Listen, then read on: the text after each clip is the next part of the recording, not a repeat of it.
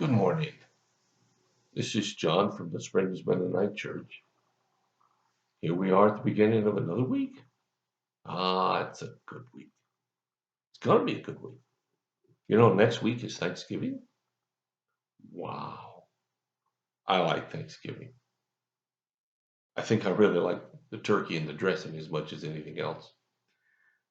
But I like Thanksgiving. And so next week, I'm going to talk about being thankful. But this week, just going to throw out several various really good ideas about life. And I hope that you'll get something out of it, that you'll be blessed, and maybe you'll think some new thoughts.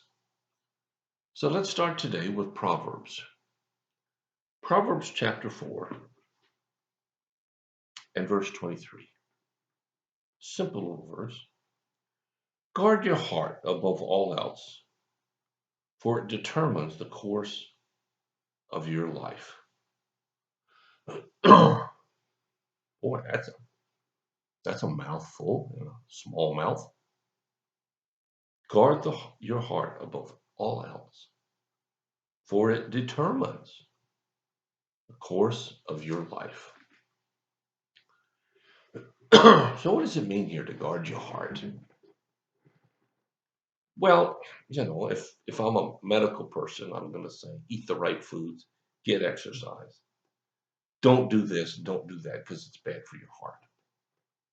And most of us never think about that. I know I didn't until all of a sudden I had heart problems. And I guess I probably had them all along. They were just building and I didn't pay attention to it. Well, now I have to if I want to hang around a little longer. And it takes a lot of work.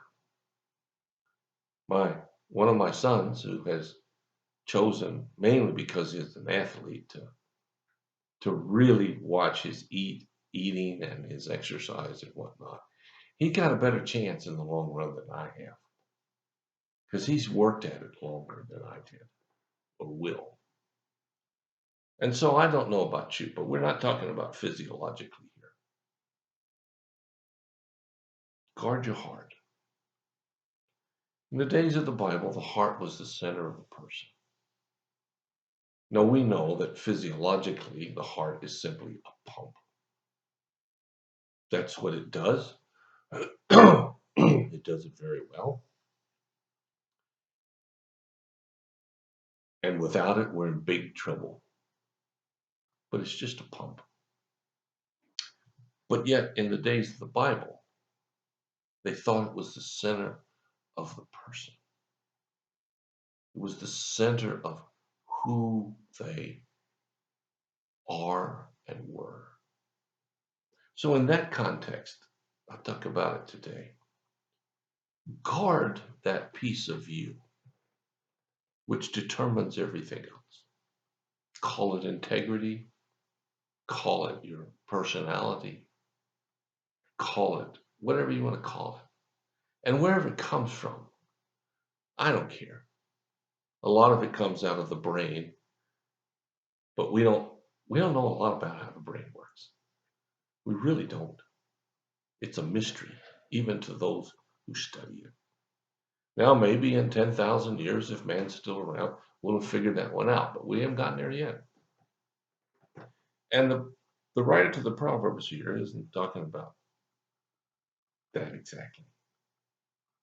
He's talking about guarding what you think about, what you focus on, what you spend your life about. I've known a lot of people over the years, all kinds of people. Good people, not so good people, poor people, rich people, educated people, uneducated people, criminals, people who would never think about doing that, family people, people who care less about family. I guess part of my job has been to get to know people.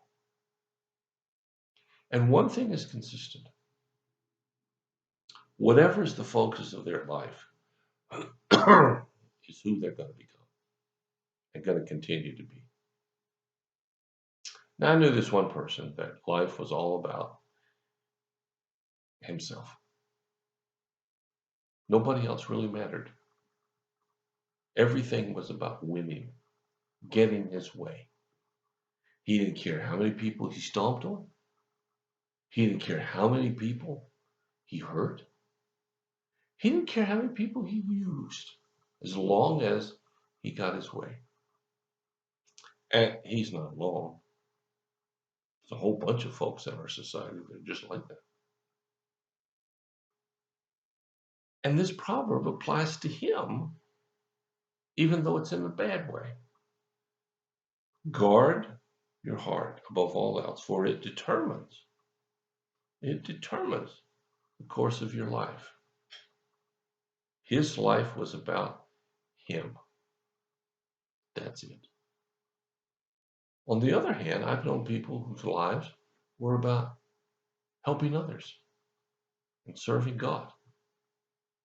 And that's how their life evolved. Now, the important thing here is to recognize that whichever you choose, either those two extremes or something in between, whichever you choose, your life is still going to end. And then you're going to face God. I don't want to be that person that I described. In fact, a good friend of mine said once, he believed there was a special place in hell for people like that guy. Now, I don't know. I never really thought about that. I really don't care because it's not my place to make that decision. But what I do care about is for each of us to have a heart that desires to serve God. That's what we're made for. That's what we were born for, not ourselves. Look at Jesus' life. It's all about others. Not one time was it about him. Never. And the only time he comes close is when he was in the garden and he prayed, God, don't let me have to do this. Even though he knew he had to do that, which was to suffer the death on the cross. And even at that moment, he finishes the time by saying, but not what I want. It's what you want. You see, God gives us incredible abilities to make a difference in this world. Not that we'll make it the history books. Not that we'll be one of the few who become president or this or that. Not one of the few who get into the billionaires club.